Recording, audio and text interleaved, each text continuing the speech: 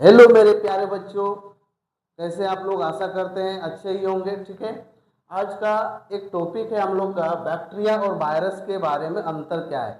Bacteria क्या होते हैं, वायरस क्या होते हैं, उस चीज़ों के बारे में हम लोग जानेंगे। तो सबसे पहले हम लोग जानते हैं बैक्टीरिया और वायरस में क्या उन लोगों का डेफिनेशन है।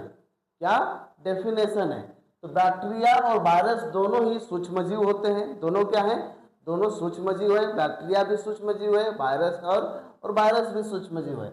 लेकिन क्या होती है कि इनकी संरचना, किनकी संरचना, बैक्टीरिया का संरचना और वायरस का संरचना अलग अलग होती है।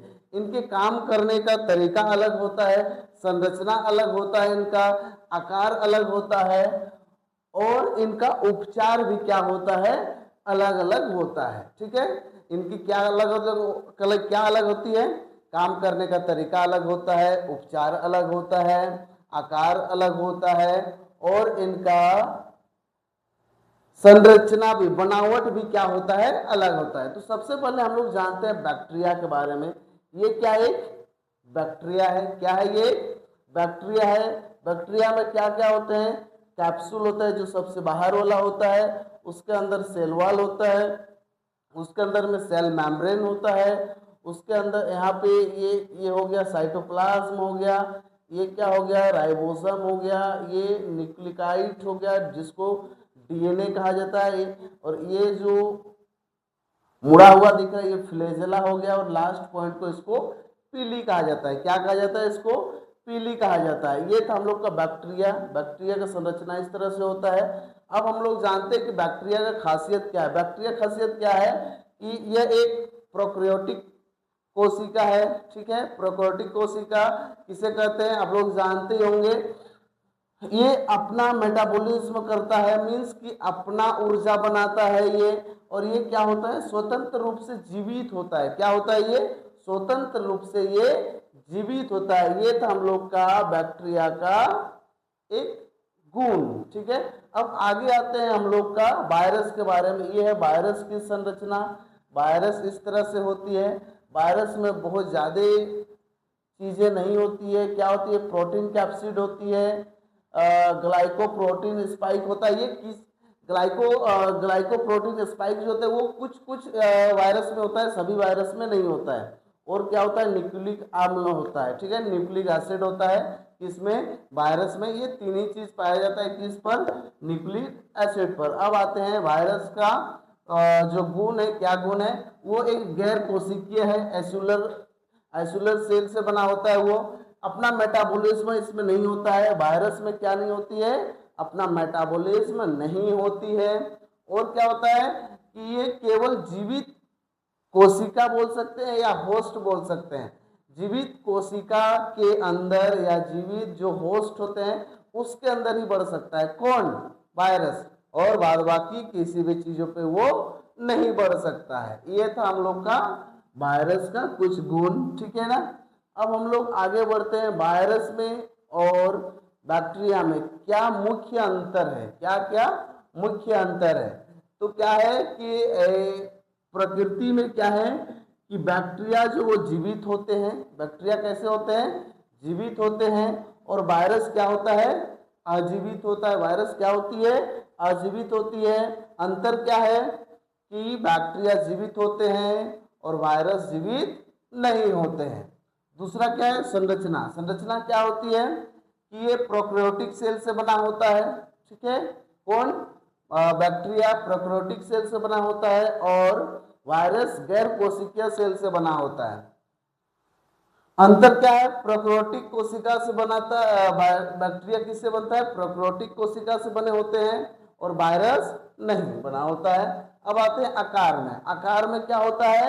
बैक्टीरिया का 1 से 10 माइक्रोन, 1 से 10 माइक्रोन के बीच का उतने बड़े आकार का होते हैं। कौन? बैक्टीरिया। लेकिन वायरस क्या होता है? 20 से 300 के बीच में। कितने? 20 से 300 के बीच में नैनोमीटर। 20 से 300 नैनोमीटर इतने साइज का, मतलब बहुत छोटा, बहुत छोटा। बैक्टीरिया क्या होता है? थोड़ा सा बड़ा होता है और वायरस क्या होती है, बहुत ही ज्यादा छोटा होता है। अब आते हैं घटक। घटक में क्या होता है कि बैक्टीरिया का घटक क्या क्या होता है। बैक्टीरिया का घटक होता है जैसे सेल वॉल हो जाएगा, सेल मेम्ब्रेन हो जाएगा, साइटोप्लाज्म हो जाएगा, राइबोसोम हो जाएगा, न्यूक्लिकाइड हो जाएगा, फ्लैजेला हो गया, ये सारा क्या है उसके घटक है। लेकिन वायरस में क्या है, ओनली तीन ही घटक है, प्रोटीन कैप्सिड, ग्लाइकोप्रोटीन और न्यूक्लिक आम्ल।